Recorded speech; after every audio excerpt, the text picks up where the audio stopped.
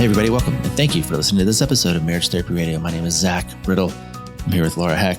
We are super excited because a few weeks ago, we got to interview Steph Catudal. She's a fascinating lady. Her last name is French. There's a couple different ways to pronounce it, but she is an author and she has a brand new memoir that comes out today, May 30th, 2023. It's a memoir and it's called Everything All at Once. It's absolutely fascinating. Part of Steph's story is that she is married to an extreme endurance athlete. So we talked to her quite a bit about how does endurance work in a relationship and what is it like to be a part of parenting and relating and under some extreme situations, extreme circumstances. She has a lot of very interesting views on relationships. I think when you hear from her, you'll want to get to know her better. Follow her on Instagram, pick up her book, especially if you're looking for a nice kind of summer reflective read. I highly recommend it. But again, you don't have to take it from me. This is a very cool conversation. Stick around. I came across your writing because that was the only thing we had to access when Rivs was going through what he was going through. And I just remember being like, holy smokes, this woman is so talented. And just reading your writing, I just really connected with it. And I looked forward to hearing the updates and what was going on for you, and how you wrote is kind of amazing. And I kept pinging Zach. I was like, you have to read her style of writing because Zach is an author as well. So that's how we have you. I've read the book. I have passed it on to friends. Don't tell anybody. I sold it. I photocopied and then uploaded it to the internet. Every third page says not for sale. Oh, well, thank you. That's so nice. Thanks, guys. Yeah. I actually had one question that, I'm going to back up. Okay, wait, but hold on. Okay. Pretend like I'm a complete idiot. Yes. Like, who are you? Okay, like, there you go, Steph. That's a good question. Who am I? I mean, I've always written, that's all I've ever wanted to do. But I had my first daughter 2 months into grad school, where I was going to school for journalism, for conflict journalism. And so I had her, I was in Costa Rica at the United Nations school there. And as soon as I had her, I was like, wait, I want to stay home. And that was so surprising to me because I always thought I'd just solely be a career person. And so I put writing on the back burner for a long, long, long time. And then I started a blog, which is super cute. And it got quite a lot of traction. It was about being married to an endurance athlete. But I feel like the depth of my writing didn't really emerge until Rivs got sick, and it cracked something open inside of me. And all of a sudden, all this emotion was just flowing out of me. And the only way that I could make sense of it was to write. And so it just made sense to continue writing. So, okay, a few things. You told us before, but I want you to tell us again. What is your last name? Yes. Okay. So Catudal in English and Catudal in French. Because you're French, but you're also Canadian, which you can hear. I'm hearing you talking. Yeah. Like, yep. Yeah. Really? There's Canada. Uh-huh. Oh, yeah. Yeah. Okay. I've lived in the US for 20 years now, but yeah, I think some people can pick up on it still. Oh, yeah. 100%. Yeah. Okay. Own it. And yeah. I'm a metaphor guy. I love metaphor. All of my questions today would be about what is it like to be married to an endurance athlete? Not because I'm so interested in that story, but people talk about this metaphor, like marriage is a marathon, not a sprint. And I actually hate it. I think it's a poor metaphor because it's not a marathon. Marathon's over in 26 miles. You're like, okay, something to look forward to. I'm halfway there. I'm the 20 miles. I got 6 to go. I'm good. But that's not what marriage is at all. Marriage is it's running, just running. Yeah. Just running until you die or you get divorced. So I would love to know your thoughts in sum on that. What does that mean? You were writing about what it's like to be married to an endurance athlete. Yeah, there are a lot of quirks. I mean, endurance athletes are quirky people, and they run because that's the only way that they can metabolize their emotions. Just that's why I write, and I truly think that, and that's the case for Rivs. And I think that it takes a lot of patience and understanding because, I mean, I was lucky in that Rivs' athleticism paid the bills. So it wasn't just a hobby. So it was easier for me to be like, oh, sure, you need to run 6 hours today. Right. Go ahead. And, and so, but because it's making money. But before, when we were both students and he was trying to make it as an athlete, I definitely did feel like some resentment towards the sport because it was taking time away from us and from kids and stuff. But he always told me, he's like, this is an investment, thinking of it as an investment for the future, and it will pay off one day. And I just had to trust him. And I did, even though I had my, little fits here and there about it. But I remember when he was sick, I was thinking, oh my gosh, he was right. It paid off. Like, not that anyone could foresee him being sick, but the doctors all kind of said that one of the main reasons he survived is because of his extreme fitness. Yeah. And that most people wouldn't have been able to endure what he did. And so, I see, it's hard to see the big picture when you're so consumed with the daily grind and you want to be appreciated and you're, feel taken for granted. But then when you zoom out and see the big picture, it's just like, wow, I'm so glad I did trust and put in the time because it did pay off. Yeah. That's really fascinating just even to think about. Like, there's a thing called an endurance athlete, but there's a thing called an endurance person. Like he endured an illness, not simply a race. Like that's fascinating. And I guess I'll take a back seat here in a second, but I'm just fascinated by this notion of what endurance means, particularly in a relationship. So that's where my curiosity is right now. I have multiple thoughts. You were talking about how it paid off. And the other thing that came to mind was like, not only did he have like this lung capacity that far exceeds anybody else's ability to metabolize like oxygen in his body and turn it over. I mean, that was incredible to hear. And kind of the aha, right? Like, I think we were all on our edge of our seats thinking that he's not going to make it and had no hope. That he wasn't going to make it. And maybe you were the only one that had hope and continued to hold hope for him and for you. But the other piece of it's going to pay off is the community that was built and how you had access to the care at such a timely moment. And what you had mentioned was it being like a stranger to you, but somebody who knew of Rivs because of his own journey and becoming an endurance athlete, reaching out to you and really like setting you up with an incredible team. Were you in Arizona with that team or? Yeah, we started in Flagstaff. That's where, but yeah. And then we were in Phoenix. Transferred over for the ECMO. For the ECMO. Yeah. Because the Flagstaff hospital couldn't accommodate what he needed. But yeah, the community, I was blown away, and I never ever took for granted the privilege that we had, because I did feel guilty because there were so many people around the world that were in the ICU suffering alone and didn't have, the community or the, just the resources that I was able to access because of who Rivs was and his following. Yeah. But at the same time, I would do it over and over again because it saved his life. But it really was the community that saved his life, because he would have never gotten out of that Flagstaff hospital had the people online rallied together to find him somewhere to be treated, and that to me is just like, it's just, how do you repay that debt? You know what I mean? It's like everyone saved him. It's truly, truly incredible. And not only that, but the love logistics, of course, but the love that I was feeling throughout that journey and the support that I had from, of course, my family and my friends, but from people who didn't know me, and just sending gifts and sending kind words and messages and sending money to take our daughters out for dinner, just little things like that. Yeah. And it's funny because Rivs always thought that people just liked him because, he has abs and a cool beard and he looks good when he's running. He really did think that people just loved the aesthetic of who he was. And then, part of why I wanted him to survive, there was 100 million reasons, but part of it was like, I want you to wake up and see people love you because of who you are, not because you're, a glistening abs running through the forest. You're what people are connecting to. And I wanted to see that. Yeah.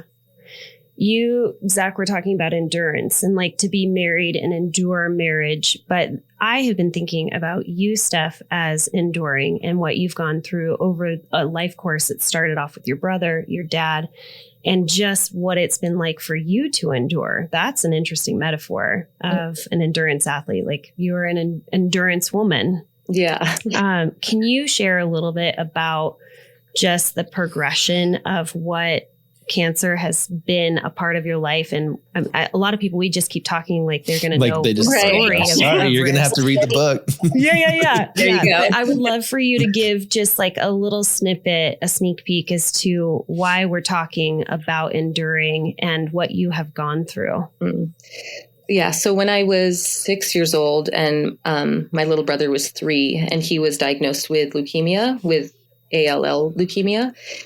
And so he was in and out of the hospital on treatment for about 3 years. And then I think when he was 7 that he was officially in remission.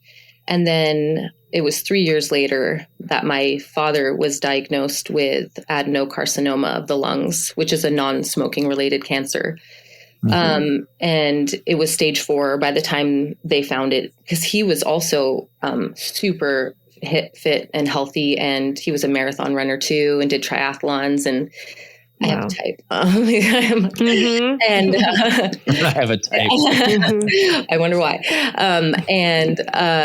And so he died a year later, and then it was almost exactly 20 years later that Rivs, my husband, was diagnosed with a different kind of lung cancer, but another non-smoking related cancer.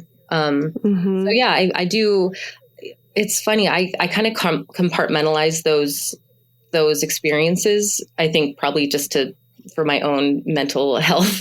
No kidding. When I was writing the book and had to map it all out, I realized how much cancer had truly been the underlying theme of my whole life. And I remember I had a moment where I was almost grateful. And this is like, I know, sensitive, grateful that I had been through what I had with my brother and my father, because I feel like it really equipped me to be able to deal with what was happening to Rivs with a bigger perspective. And, kind of like feeling like, well, this isn't my first rodeo. Like it almost felt comfortable in a very weird, strange way. And so, just looking, for endurance, it's like, I guess, I have endured, but I'm also extremely lucky.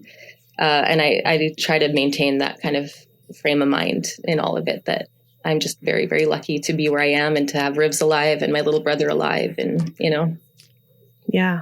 Wow.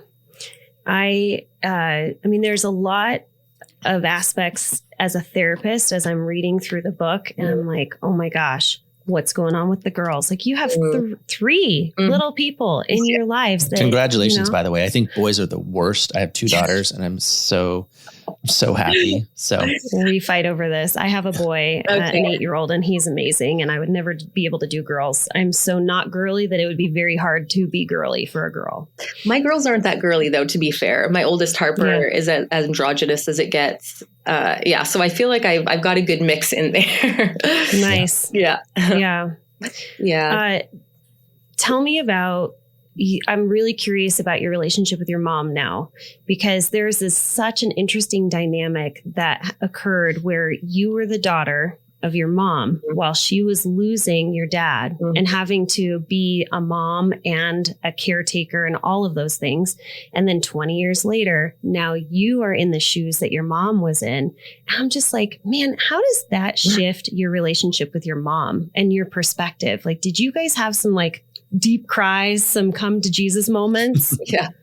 Well, my mom is like the epitome of British stoicism. She is from England. She's just keep calm, carry on, not all about emotions at all.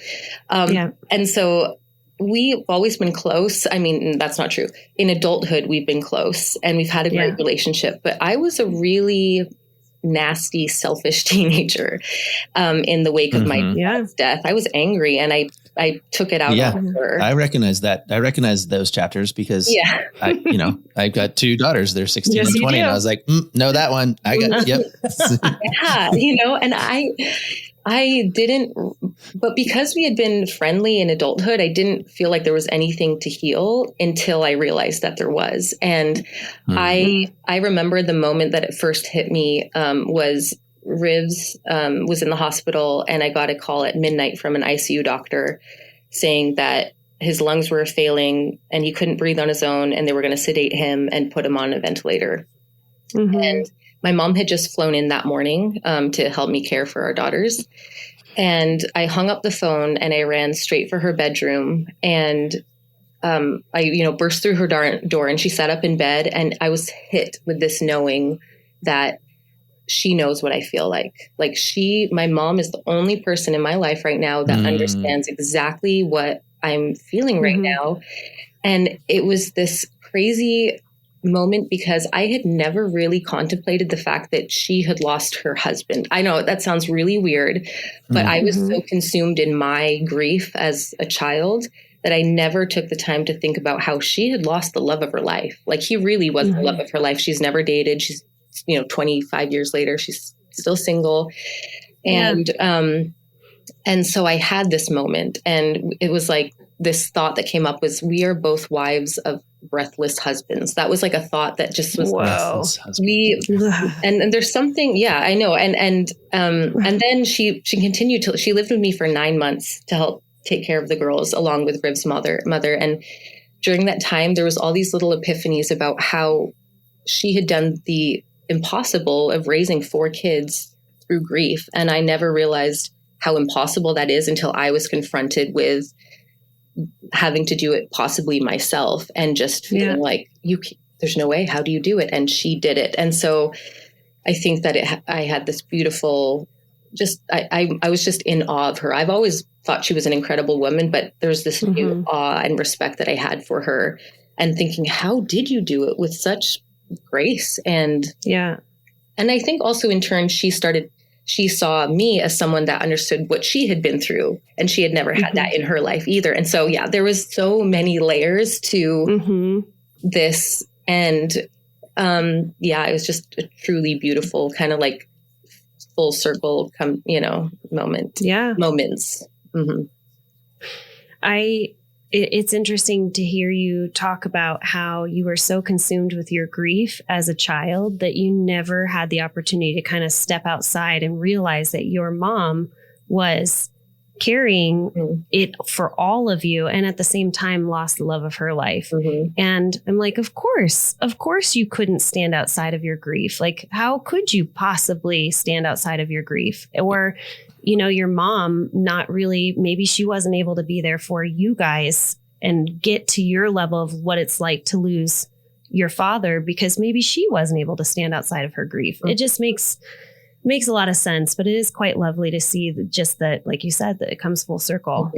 Well, and I think also, like you saying that, it makes me have more forgiveness and allowance for my own kids, because I've been them too. I've been a child of a sick father. Totally. Not only a sick father, but a super fit, healthy, kind of like Superman father who quickly declines.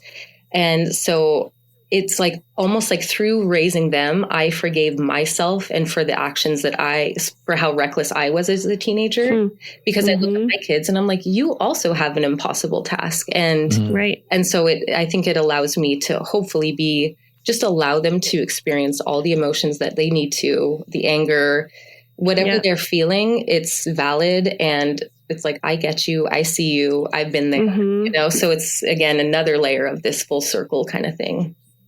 Well, Zach, I'm sure you have questions. I will steamroll this interview if you don't jump in. Well, it's a little bit. I mean, I think there's I think what you're describing is something that people need to get better at. And I don't mean to say, hey, people need to get better at this, but sometimes they just don't have the opportunity. But it's the idea of somehow remembering that maybe you're not always the protagonist of the story. Like maybe you're a supporting character, or maybe so it's really easy when we get locked into the protagonist mode that we forget to have empathy for other people's experience. So that's cool to see unfold in the book. But there's also this other thing that I'm interested in hearing your reflections on, which is, I don't know if it's a major shift, but it's certainly a major shift in my world, which is people recognizing and emphasizing how critical it is to grapple with your own personal trauma.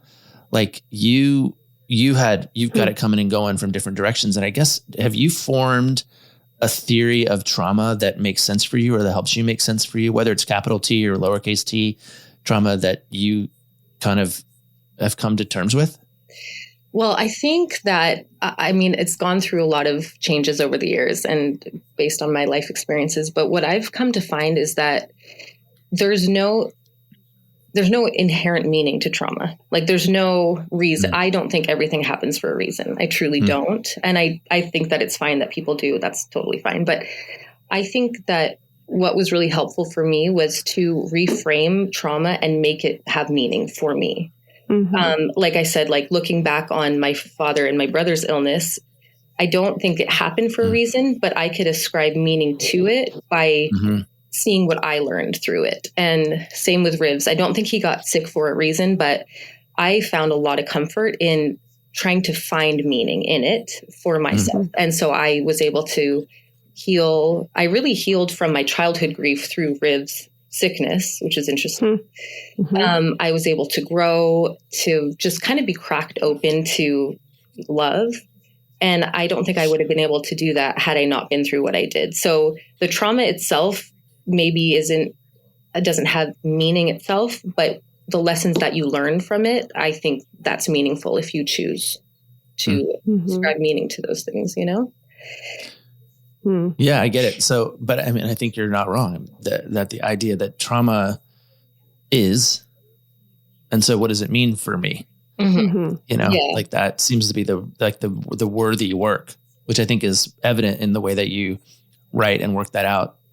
Really, again, starting from reflections on being a teenager all the way through becoming, you know, your current version of yourself.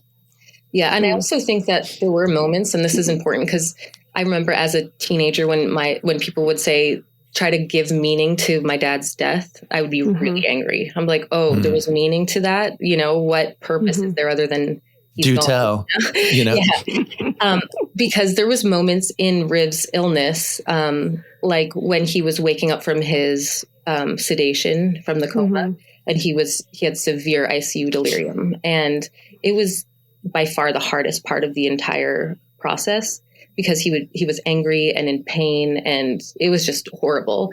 And I remember thinking, okay, there's no beauty here. There's no meaning here. And that's okay. That's okay to just sit with it and let it be horrible and let it be sad. And you don't have to put a bow on this, you know? And so maybe if you look at the entire experience, you could find meaning, but there's moments where it just sucks, and it just, you have to allow it to just suck, you know? And I think that's important too, to give yourself and other people the ability to just sit in the suckiness of it. Yeah. You just mentioned something where you were talking about Riv's trauma, going through that cracked open sort of the healing process for you to be able to heal from your teenage trauma. And we just got off an interview talking about the use of psychedelics to crack open like unstuckness. And I would love to talk to you about that personal experience of how you have used it, what has been on the other side of it, just kind of understanding, because I want folks to hear that there are many ways to be able to heal, transform, get unstuck, whatever. And this is one avenue that I think many people are very curious about. So I would love to hear your experience. Yeah. It's funny. If we had done this 3 years ago, I would have been a totally different conversation. I was a skeptic. The only experience I had with psychedelics was using them recreationally, recklessly as a teenager, you know? And so that was what I thought of psychedelics. And then about 6 months before Rivs got sick, my friend kind of encouraged me to do a mushroom journey. That's what it's called. So you basically take 5 grams, a hero dose of psilocybin, with a medicine guide, and then see what happens. And I think because of what had happened to my father, and I had been raised religious, and so I had been raised to believe in prayer and faith and all these things that I felt betrayed me. So I had turned my back on any form of spirituality 20 years earlier. But I had read and heard that a lot of people have these transcendental spiritual encounters on psychedelics. But I was like, that's not going to be me. No way. That's, you know, I'm an atheist. That doesn't exist. And I remember So the first 30 minutes, it was the typical me giggling and everyone turned into a cartoon. And I was like watching my hand trail and I was just like, this is awesome. But then it really hit me and I had to be laid down. I forgot who I was, where I was. I forgot how I'd gotten to where I was. I felt like I was an infinite explosion of consciousness just traveling through time and space. And it was terrifying. It was absolutely terrifying. And it was like I couldn't pull the pieces in. And the only thing that tethered me to anything, I thought I was dying, was this feeling of we're all connected in this infinite whole. Like all of my fragmented pieces are connected to everybody else's. And that kind of led me to see in an instant that I had been wrong, that there's so much more to reality than what I see before me. I had been so science, empirical based, evidence based thinking, because I'd been so burned by spirituality. And all of a sudden I was like, oh my gosh, everything is possible.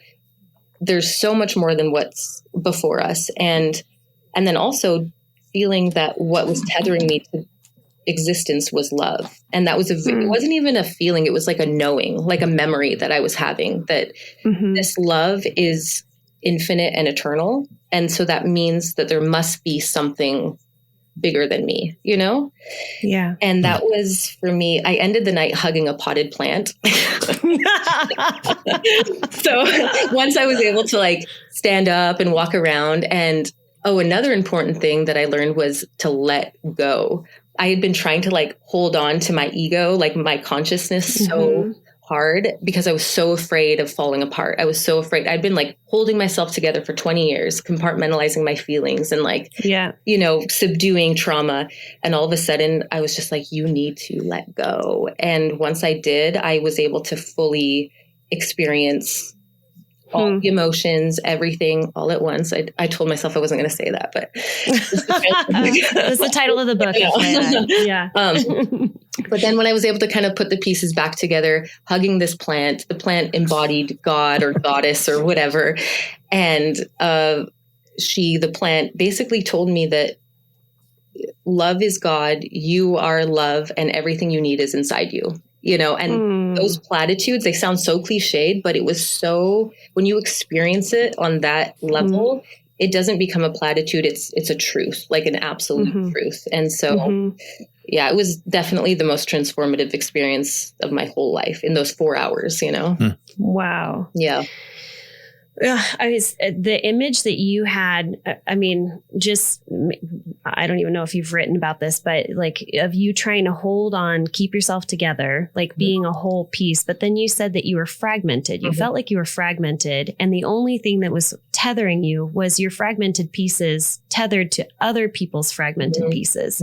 And that I'm just kind of in awe of just the thought of that you don't have to be whole to be connected to other people. We are all fragmented pieces. And the only thing that keeps us together is love.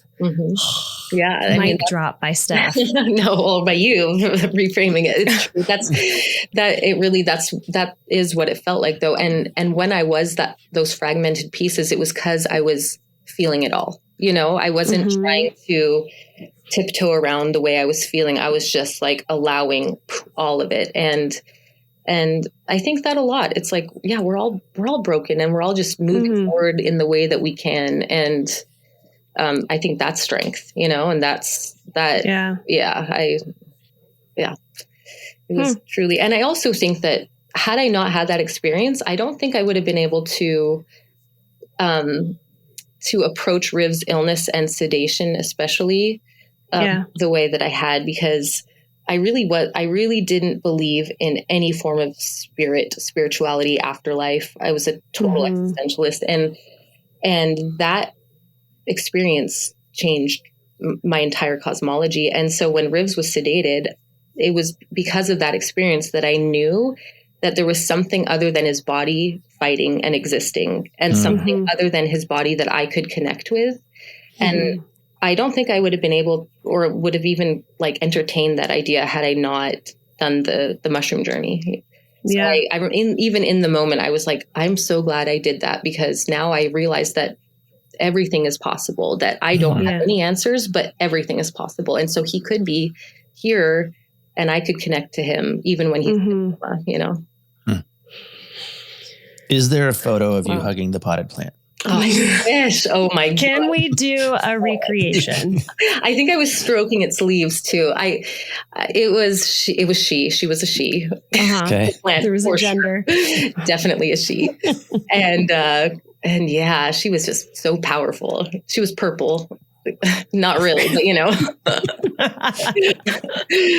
I'm so glad I asked. We're going to have so many people writing to us that are like, wow, 2 episodes in a row talking about these mushroom trips, Laura. Like, well, I don't know what you're pushing here, sister, but we're on board. Oh, it's good. I feel like the stigma is definitely slowly eroding, but it's still there, you know, and I think, but if you read the research, there's so much. Yeah. I mean, it really is. Hopefully. I had a client last week and I hadn't talked to them in a little while. And I was like, how are things going? He's like, it's going really great. And I was like, why? He goes, well, you're going to need to sit down. And I was like, well, okay, I am sitting down. He goes, I did an ayahuasca thing. Oh. And I was like, dude, I don't need to sit down. But like, he was so worried about what I was going to think. Right. So yeah, I know. And that's why I'm like, that's why I made it a point to make it a big part of my book, because I didn't want to minimize the effect that it had on me. And I also didn't want to, I wanted to be clear that it's not like I've believed in this all my life and it was just another part of my journey. It's like, no, I was a skeptic. I didn't believe that I would be transformed. And then I was, and it turns out people can change. Yeah, exactly. It did. It did. It cracked. That's what I feel like. It's a visceral feeling of like being cracked open to, that's how it felt. Yeah. Dang. Yeah. Zach, do you have any other questions? I want to be respectful. Yeah, I got the money question. I want to know. What is the secret to a happy, healthy relationship? Ooh, that is a good. Well, that is a good question. I find this is it. This is where you go. This is where you drive it home. Oh, not that I have anything figured out, but I feel like, just appreciation. That's what I've come to find is since Rivs, has been in recovery, it feels like we appreciate each other. We fought so hard to be able to maintain the life that we maybe once used to bicker about, or, argue about school drop-offs and all the little things that, because the baseline of appreciation maybe wasn't as solid as it could have been. Now that we truly appreciate what we have, in a very deep way, the surface issues are less important. We still have our little, bickers about the silly, mundane things, but because the baseline, we know we appreciate each other and we don't take each other for granted in any way. The kind of the surface issues don't turn into the bigger issues anymore. Yeah. It's amazing what a near-death experience will do for you in that regard. Yeah. And also just appreciating the now, again, appreciating that we could wake up and have coffee together. And wow, how amazing is that? Because when he was sick, that's all I longed for. I wasn't wishing that we could go on another trip to Japan or go around the world. I wanted to watch shows in bed with him at night. And those are the things that I missed. And so those are the things that I hope I never take for granted anymore, because it's again another cliche that you don't know what you have until you faced with possibly losing it. Yeah. And all of these platitudes became so real when it's no, it's true. I took a lot for granted probably. And I'm sure he did too. And we try not to anymore. When, did you guys ever have this experience when you fall in love for the first time, or you have your first kiss and then you listen to some Taylor Swift song and you're like, oh my gosh, now I understand. Now I know what she's talking about. Yeah. Do you listen to songs ever where it's the loss of someone or just pain and you're like, oh, now this makes sense. Now I can see where they're coming from. Yeah. Well, I mean, Wow. all the time. When I listened to music all the time when Rivs was sick. And so there's certain songs that like I'll listen to it and I'll remember exactly where I was, what Rivs was doing medically, and like it'll take me right back there. But like you said, it's a good point. It's like, I think that pain is one of the greatest intercessors of empathy. Like when you felt pain and suffering, it's like you can connect with people on a totally different level. And so just like you said, like certain lyrics that didn't resonate now resonate because you've been there yourself. And I also feel like I felt more connected to humanity during that time than I'd ever been in my whole life, because it's like I was feeling it all and allowing myself to feel it all. And I'm not that way anymore, because I think it's impossible to live that raw your whole life. It's like, oh no, it all hurts. I feel it all. And it's not sustainable, you know, but it was a beautiful time to feel that connected to this universal suffering. You know what I mean? And it sounds weird, but there was a beauty to it for sure. It's not sustainable to live there all the time. No, I don't recommend it for sure. Okay. So here's what I want. Your book is coming out on May 30th. The title, Everything All at Once by Steph. And then Catudal. Catudal. Yeah. Did I say it right?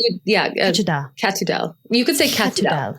Catudal. Yeah. Okay. We're saying it. Wewe're saying it right now. We are saying it. Where else can people find you? Like if they want to buy the book, or if they want to follow your writings, or just like know more about you, where do we send them? So I am still on Instagram, Steph_outside.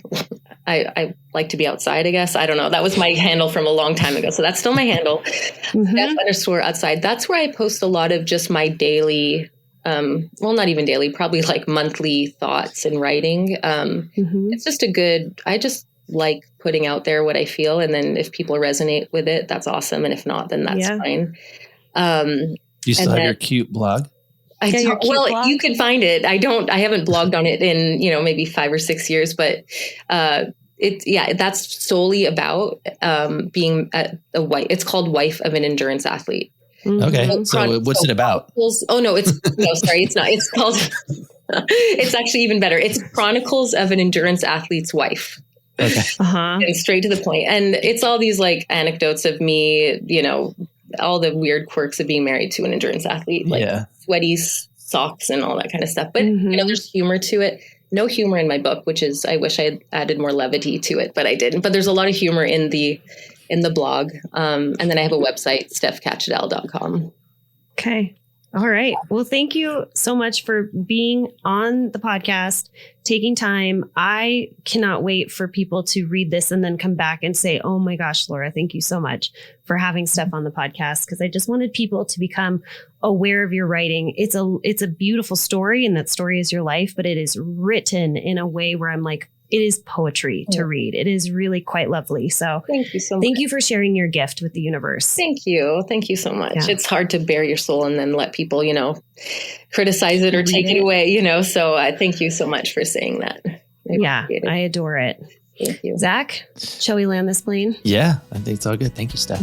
Okay. Thank you.